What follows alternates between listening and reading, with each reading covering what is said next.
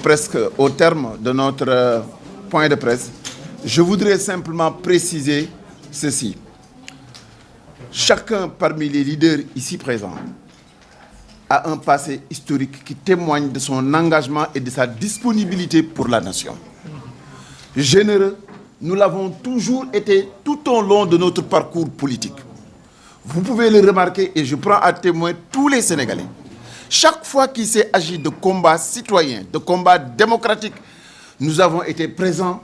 et nous avons dépensé sans compter pour qu'on respecte les Sénégalais, pour qu'on respecte la justice, pour que l'état de droit soit une réalité. Ce combat-là, nous avons été durs avec les régimes, avec tous les régimes. Vous vous souvenez du jour du 23 juin et du 21 juin à l'Assemblée nationale. De ce qui s'est fait, c'était un don de soi pour la République, pour l'état de droit, pour la justice. Ces mêmes faits, ce même état d'esprit, ce même engagement à être à côté des Sénégalais, à se battre pour le citoyen, quelle que soit sa couleur, quelle que soit son ethnie, quelle que soit sa région, c'est cette même identité qui nous a réunis au sein de Yewwi Askan Wi. Si nous sommes logiques, si nous sommes honnêtes, si nous sommes des patriotes, alors le même régime que nous nous appliquons individuellement dans nos partis, dans la rue, que nous administrons au président de la République, nous devons nous l'inculquer à nous-mêmes et en faire la clé de voûte de notre organisation au sein de Yewwi Askan Wi. Parce que le challenge est grand. Il s'agit ni plus ni moins de changer le Sénégal. Il s'agit ni plus ni moins de créer une société plus juste, plus démocratique, plus disponible pour ses citoyens. On ne peut pas vouloir une chose et son contraire.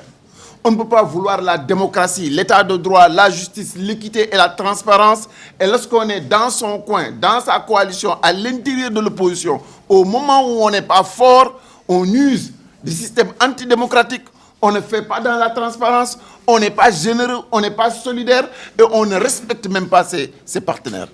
C'est des signes. Et nous sommes en droit d'alerter. Magum waxon nako, mo gën fouf, magum xamone nako. Nous sommes dans des dispositions aujourd'hui de dire ce qui doit être. Notre position et notre place dans l'opposition ne font d'aucune contradiction et d'aucun doute. Nous sommes là-dedans parce que nous sommes partie prenante et nous avons tout fait pour que cette coalition existe. Il faudrait que chacun d'entre nous sache que cette démarche que nous faisons est juste symbolique dans le sens que nous voulons alerter les citoyens et nous voulons aussi revendiquer nos droits à l'intérieur de Yewwi Askan Wi parce que Yewwi Askan Wi ne doit pas être loin des préoccupations des Sénégalais. Pour tous ceux qui nous connaissent, nos préoccupations ne peuvent absolument pas être d'être à la place à l'Assemblée nationale ou dans telle posture ou telle posture. Non. Notre préoccupation, c'est le combat de tous les jours que nous menons depuis plusieurs années. Que ce combat-là commence par germer à l'intérieur de Yewwi Askan Wi. Pendant que nous sommes dans l'opposition, pendant que nous sommes faibles, il faut que nous donnions des gages pour que demain, les Sénégalais puissent conforter, consolider la confiance et surtout la certitude que le Sénégal va changer. Lii moo ñu boole tey jii ànd gii ñu ànd nii ndax ñi fi nekk ñëpp ñoom ak poste ñi fi nekk ñëpp ñoom ak ay cër parce que li tax Sénégalais yi xàmmee leen du ngeen fi gis kenn koo xamee ne Sénégalais yi dañ koo ràññee ndax ministre la déedéet dañ ñoo ràññee ñun Sénégalais yi dañ ñu ràññee parce que suñu jikko dañ ñoo ràññee par suñu constance dañ ñu ràññee par suñu bëgg-dëgg dañ ñu ràññee parce que suñu teewaay ci kanamu askan wi te depuis ay at a ngi yi lu ëpp ñaar fukki at yoo xamee ne amul benn combat boo xamee ne xew na ci réew mi boo xamee ne manqué nañ ko fépp foo xamee ne war nañu taxaw ci kanamu askan wi def nañ ko nekkoon ci Macky Sall la gënoon a yomb fuuf foofu la gënoon a nooy fuuf waaye bañ fa gisee la nga xamee ne teguwul ci yoon dub démocratie dub dëgg dañ leen fa teg na yekk bu naqari dem taxaw fa ñu war a taxawee mënuñoo mer administrer lu mel noonu Macky Sall ñëw dugg ci biir opposition bi bëgg a soppeeku li ñu bëggal ñun suñu bopp mooy li waay di wax di wuyoo da nga koy nuru li ñu bëggal suñu bopp mooy li ñu yéene Sénégalais yi en termes de démocratie yéene leen que ni bu ñu ñëwee ñëpp dinañ yam yéene leen que ni bu ñu ñëwee kenn du yóbbu nit justice parce que da nga ko bañ wala da nga ko bëgg a noot kenn dootul toroxal kenn lépp ci yoon lañ koy teg loolu la ñu bëgg a appliquer suñu bopp ci biir Yewwi Askan Wi te loolu war naa dal xelu sénégalais bu nekk nag